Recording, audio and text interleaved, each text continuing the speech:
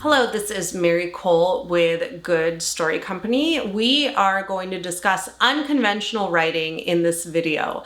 So a couple of definitions first. What would unconventional writing mean? I'm thinking infinite jest. I'm thinking all of these books that sort of don't fit necessarily like a Murakami, like they don't fit a very neat category or a neat bucket that publishing wants to put them into. Publishing loves its buckets. In children's books, there are several buckets that you need to fit into with word count guidelines and all of that. But when we get into adult publishing, meaning non-children's, there are buckets as well. We have our tropes, we have our thriller, we have our mystery suspense, we have our romance, we have our erotica tropes. We have books that fit into various categories because when you think about being at Barnes & Noble or, at Amazon and seeing the online categories or the in-person categories, how books are shelved in a bookstore, which is where they are able to connect to readers,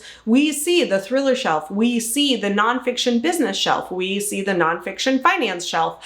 All of these books sort of like to belong in a specific place because that is how we've developed a system for getting them to readers. If you are looking for travel books, let's say, in these COVID times, it's a little dicey to think about travel, but we will travel again one day. So maybe let's say you're going to France and you are looking for a book like a Lonely Planet Guide to France. Well, a whole bookstore with 100,000, 200,000 books is not going to be helpful. You are looking to really zero in on a specific bucket. You go to the travel reference section or the travel resources section, and there it is. You found what you're looking for. Now, books that don't lend themselves easily to categorization can be a really difficult sell, especially when you are a debut and you are trying to do something a little bit different, trying to do something innovative, but also trying to get people on your team. Because in order to get published in the traditional system or by a smaller medium publisher, you need to get people over onto your side with whatever you've written. And if it breaks boundaries, this can be a little bit more of a difficult proposition because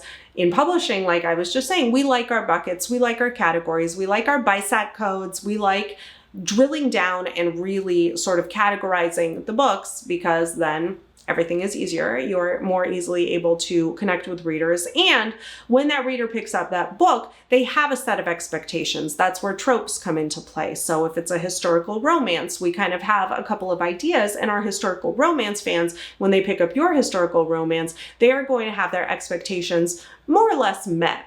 Whether they like the characters or the writing or the historical setting, those become a matter of taste, but they know that when they see a historical romance, their mind starts categorizing their experience that they're about to have as well. So humans, we like categories. They help us make sense of the world. Math is a system of categories. Science is a system of categories. The Dewey Decimal System is a system of categories. So we like our categories, and publishing is very much a reflection of that idea.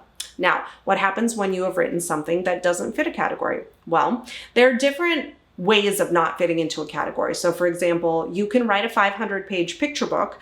Picture books are usually 30 to 40 pages. You can absolutely do anything, but will you be able to get that over the hump and convince an agent partner, a publishing partner, that this makes a worthwhile opportunity to break a category and break it in a really interesting way? Now, I'm thinking of an interactive picture book, not like a Lift the Flap, but I remember when we were having all of these interesting conversations about ebooks. We were sort of writing that first wave of ebooks in publishing. This was about 10, 12 years ago. And Chronicle Books published the picture book by Irv Toulay, Press Here. And Press Here was an interactive, kind of like tablet-like book, but it was very much a book. So what would happen is you would tell the child, the text would say, press here, touch this dot and see what happens. You would have to turn the page, and then an explosion of color would happen as a result of you pressing, right? So it was very much having a conversation with, tablets and ebooks and interactivity that was available due to technology, but it was kind of bringing it back into book form. So that was a really interesting sort of reaction to what was happening in the world. It was an innovative, it was a category breaking picture book. It was not an interactive picture book, but it was written as an interactive picture book. And that was a risk that really paid off. I think a lot of readers love it. It's a favorite in my house still, even all of these years after it was published, and even though my kids have tablets. And so that was kind of a calculated category buster that worked out well because it captured something in the zeitgeist of what was happening. It was timely. It force the reader to sort of step out of their, I'm going to have a picture book story that's read to me and I'm going to sort of consume it.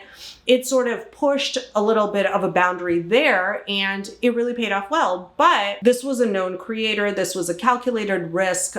This was an existing relationship for the publisher. And so I wonder if as a debut with that idea, if that would have flown quite as well. That is something that I really want to dig into with this video is how do you category bust or mix categories or sort of go off-road entirely if you're a debut. So as a debut, if you have a book that has taken like a calculated risk, whether it's in storytelling, point of view, you're using second person to tell the story, for example, you're using like 13 different points of view, all of these things that a lot of writing teachers like myself, I will admit it, I sit here and I say, this is the range of normal for word count. I say, these are kind of the expectations when you want to do X, Y, or Z. If you have written a book that has broken the rules, how likely are you to be able to sort of get it over that transom and get an agent on board, get a publisher on board? Well, all of that has to do with the book and the execution. Now, the one thing that I would say is if you are making a genre busting, category busting choice, an interesting storytelling choice, you need to absolutely make sure that it makes sense for the story that you're telling. You're not doing it as a gimmick. You're not doing it just for the fun of it. You're not doing it to see if it'll fly. It absolutely cannot be told any other way. And this is an asset. So if you can 100% say that about your story, that makes me a little bit more confident that you will be successful in getting a team behind the story, getting people enthusiastic about it. Now, that being said, the publisher convincing is a very difficult element of the equation because the editor might love it. They might think it is absolutely valid, has artistic merit, all of these things, but then they have to convince their entire publishing board. The pub board has to convince the sales and marketing people, and the sales and marketing people are thinking back to that Barnes & Noble because those are their customers. They're thinking, oh, Barnes & Noble is going to tell me they don't know how to shelve this thing. We're probably going to have to spend extra money to put it on an end cap or put it on a table where it'll get noticed. Because the thing is, when a book breaks boundaries and readers don't really know what category it's in, they don't know how to ask for it, they don't know to ask for it. And so there's sort of a buying decision-making chain problem that you're going to run into if you have just this object that nobody knows what to do with. So that is something that is definitely a consideration that agents are making, that publishers are making, because agents want to sell. That's their job. Their job is to sell stuff. So to convince them to take something on that's going to be more difficult to sell, it absolutely has to have flawless execution for whatever the choice is that you're making. I'm going to continue this conversation over in Good Story Learning, our membership site. So if you want to dig a little bit deeper into this topic, please join me there. My name is Mary Cole with Good Story Company. Here's to a good story.